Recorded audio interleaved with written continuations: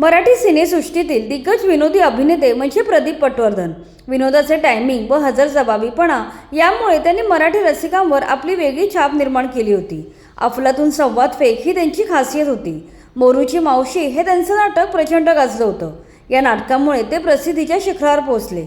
यानंतर चष्मे बहादूर, नवरा माझा नवसाचा, मी शिवाजीराजे भोसले बोलतोय, एक फूट चार हाफ, पोलीस लाईन, गोळाबेरीज अशा सिनेमांमध्ये त्यांनी केलेलं काम सर्वांच्या लक्षात राहिलं. त्यांच्या वैयक्तिक आयुष्याबद्दल बोलायचे तर त्यांचे लग्न सुवर्ण रेहा जाधव यांच्याशी झालं होतं. त्यानंतर त्यांना क्षितेज नावाचा मुलगा झाला. मात्र लग्नानंतर काही वर्षांनी त्यांचा घटस्फोट झाला. अनेक वर्ष चित्रपटसृष्टी गाजवल्यानंतर 9 ऑगस्ट 2022 रोजी वयाच्या 65व्या वर्षी त्यांचे हृदयविकाराच्या तीव्र झटक्याने निधन झाले. आता ते आपल्यात नसले तरीही त्यांचा मुलगा क्षितेज पटवर्धन त्यांच्या पावलावर पाऊल ठेवून सिनेसृष्टीत कार्यरत आहे.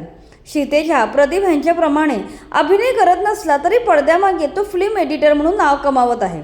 याचबरोबर त्याने अनेक सिनेमांसाठी VFX आर्टिस्ट आणि असिस्टंट डायरेक्टर म्हणूनही काम बजावलं आहे.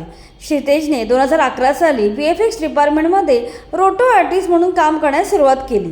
ग्रीन स्क्रीनवर शूटिंग झाल्यावर त्यामध्ये आर्टिफिशियल माणसे, प्राणी, बॅकग्राऊंड भरण्याचं काम रोटो आर्टिस्ट करतात.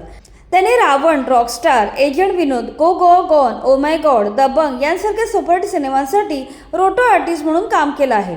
त्याच्या मराठी सिनेसृष्टीतील योगदानाबद्दल बोलायचे तर त्याने पोस्टर गर्ल, लय भारी, झपाटलेला 2 या मराठी सिनेमांसाठी व्हिज्युअल इफेक्ट डायरेक्टर म्हणून काम पाहिलं आहे. यासोबतच निवास आणि अशी जमवाजमवी या चित्रपटांचा तो असिस्टंट डायरेक्टर होता.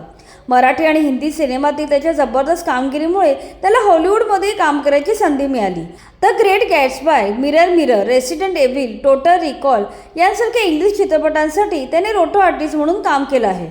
याशिवाय त्याचं स्वतःचं यूट्यूब चॅनल आहे. SNZ ग्लायडर असं त्याचं यूट्यूब चॅनलचं नाव आहे. यावर तो त्याचे प्रवासाचे अनुभव तसेच सिनेमा, वेबसिरीज, प्रशिक्षणाचे व्हिडिओ टाकतो. क्षितेजला फिरण्याची आणि बाईकची प्रचंड आवड असून त्यासंबंधीचे ब्लॉगही तो आपल्या चॅनलवर वेळोवेळी शेअर करत असतो. त्याच्या वैयक्तिक आयुष्याबद्दल बोलायचे तर त्याने 2017 साली लग्न केलं. त्याच्या बायकोचे नाव निकिता पटवर्धन आहे. निकिता प्रख्यात नृत्यांगना आहे. याचबरोबर तिने पन्हाळा, तू ही रे या चित्रपटांसाठी असिस्टंट डायरेक्टर म्हणून काम केलं आहे.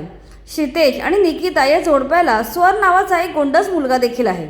अशा प्रकारे प्रदीप पटवर्धन यांच्या कलेचा वारसा त्यांचा मुलगा क्षितेज पुढे चालवत आहे. हिंदी, मराठीसह हॉलिवूडमध्येही त्याने स्वतःचा वेगळा ठसा उमटवला आहे.